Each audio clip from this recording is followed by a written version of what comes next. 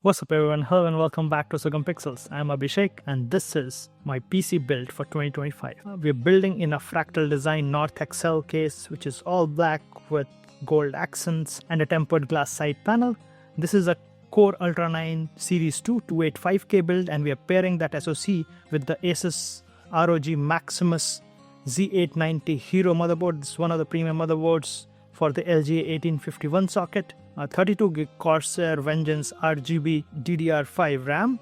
For graphics, we are using the GeForce RTX 5080, the TUF Gaming edition. It's one beefy graphics card. For the SoC cooling, we are going to use Arctic Freezer 3 360 Pro RGB version. All of this is powered by 1500 watt Corsair ATX power supply. For SSD, I am using a Samsung 990 Pro 4TB. So without any further ado, let's start building.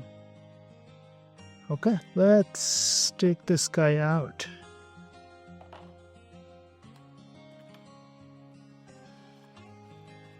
Ooh, wow, it's hefty, much heavier than any regular motherboards that I've used till now.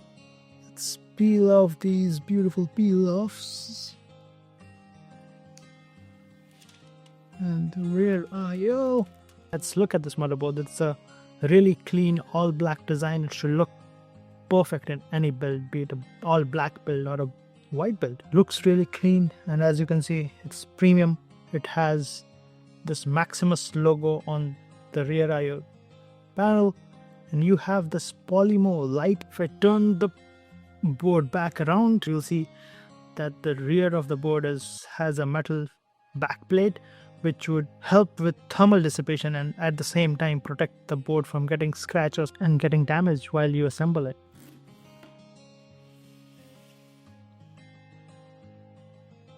This is the Core Ultra 9 285K. Turn it around.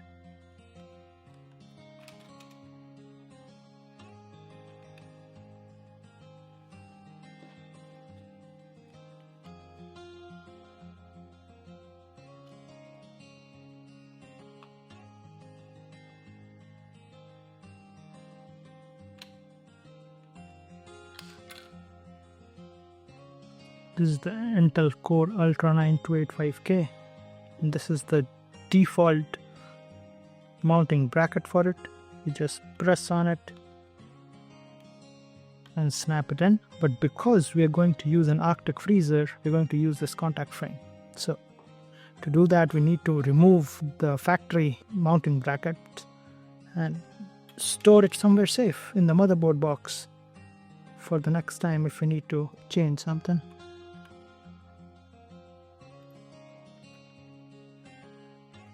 Make sure your motherboard is sitting on something that can hold the backplate in.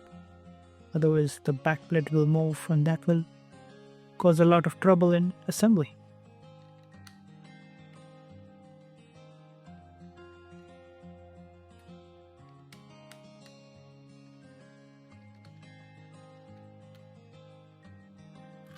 Alright, there goes the factory. Now all we need to do is align this arrow to the arrow on the SoC and place it. Now we just go in and screw the replacement screws. Just give it quarter turns till it's seated.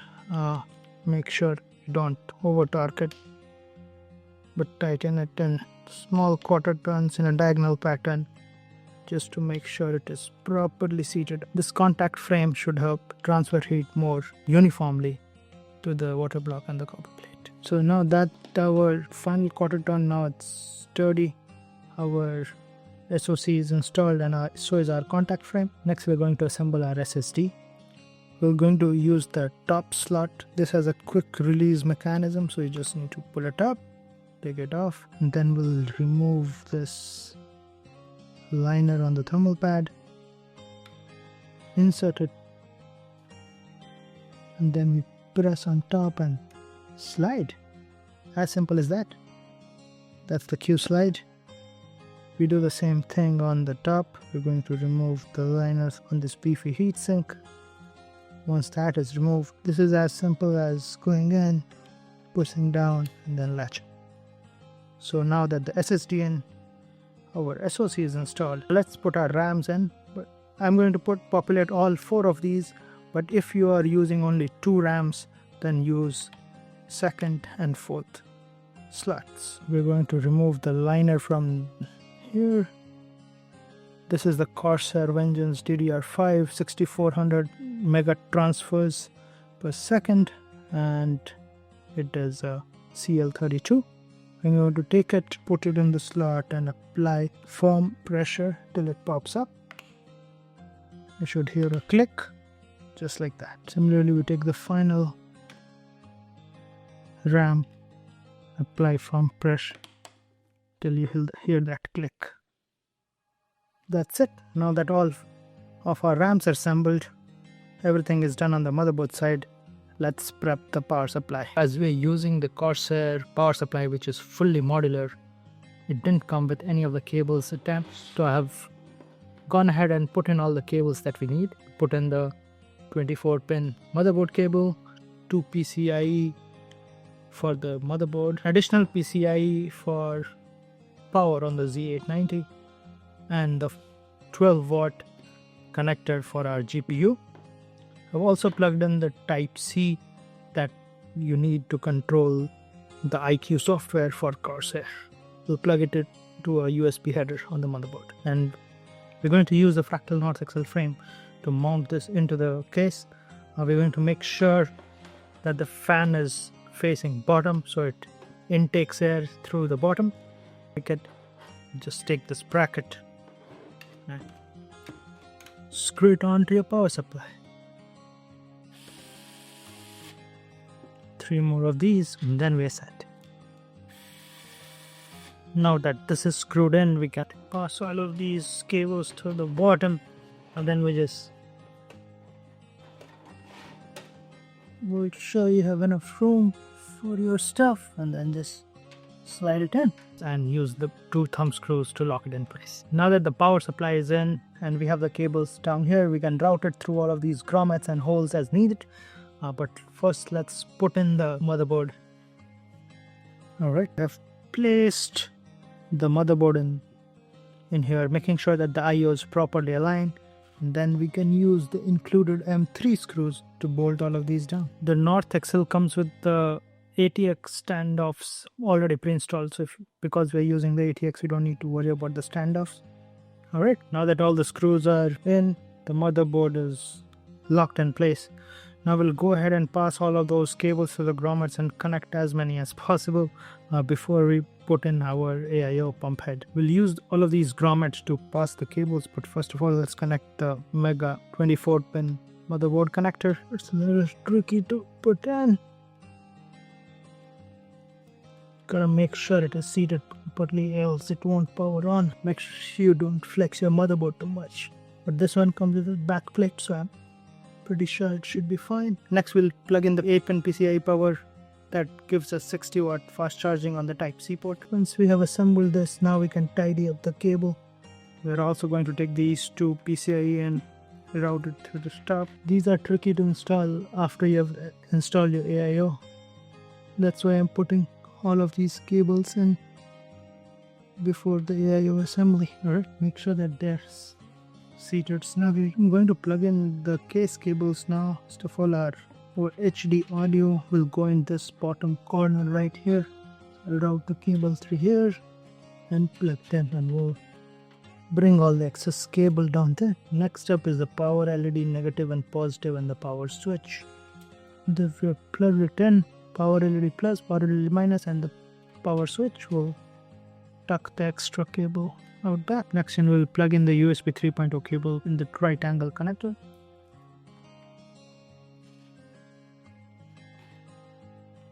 Alright, now we'll plug in Type-C front cable up here. This motherboard has 2 USB-C headers, but the top one supports faster data transfer, and it also supports 60-watt fast charging if this PCIe cable is plugged in, so we're going to plug it in to our top header. Next up, we'll connect the system fan head, the PWM controller from the fan hub to a system fan header, and the USB-C from the Corsair power supply for iCube. This goes into one of the USB headers. Next up, we are going to assemble this Arctip 14 140mm ARGB fan in our back as our exhaust. With the North Axle case, because of this perforated design, you don't have to find the slots. You can put up to a 140mm fan. You're just gonna use these self-tapping screws.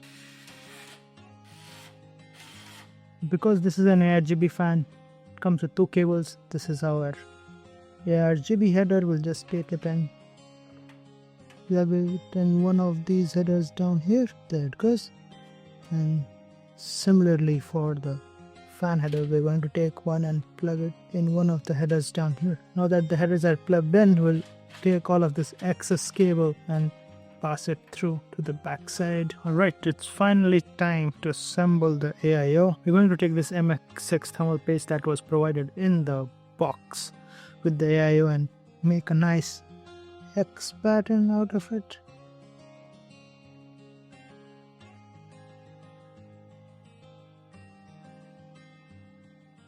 Making sure there is enough thermal paste to go around. At the same time, make sure that you don't pour a lot of it, otherwise it might squeeze everywhere and it would be a pain to clean. Now because it gets really tricky as soon as you put the radiator on, we're going to plug in our cables first and then put the radiator. So for now we're just going to place the radiator somewhere in the vicinity. Also make sure to take off this film, the protective film from the copper block before you put it on. Now we're going to go and put our pump head in location and start screwing a little bit on each side,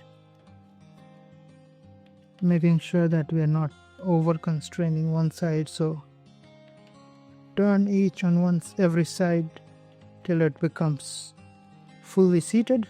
You just want to make sure that that thermal paste is properly dissipated and the copper block is making enough contact.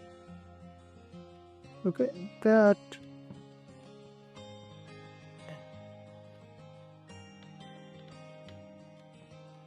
Now that holds it in place, now we have these cables. Let's plug them in. So on the top, we're gonna start with pump. That's the second left header. Then comes our CPU fan. So we're going to put it in CPU fan.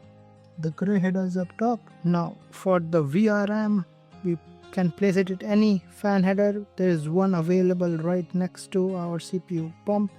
So we're gonna use that. And then for the addressable RGB for the radiator fans, put it in the north side. All of these being available in this vicinity is really cool. Once all of these cables are in, I'm just going to pull it through this section and pass it around the back through these grommets for a cleaner build. Now that that is installed, we put our VRM fan in. It should just magnetically attach. There we go. It's a little tight for these heat sinks, but it fits in barely. Now finally for the radiator, we're gonna take it. The reason we put the radiator last is if we had put the radiator first, getting those cables in would have been a pain. Now we'll take this radiator and screw it in.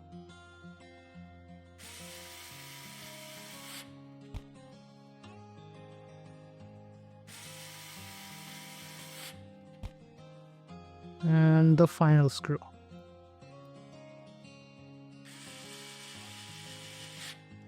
Now that the radiator has been locked into place, we don't need access to the top at all, so we're going to put back the top mesh panel, just put it on and slide it into place. Now all that's left on this build is putting in our GPU and powering it on. This is the GPU we're going to use in the build, the TUF GeForce 5080. Just remove the protector on the PCIe slot, flip it around, align with our PCIe 5.0 slot, and push there. Little firm pressure. That's all that is needed. Then we take our 12-volt connector and plug it in. Alright, that looks good. We're just going to tidy up the cable a bit. We're back. Alright, everything looks great. You're just gonna plug in the power source and turn it on.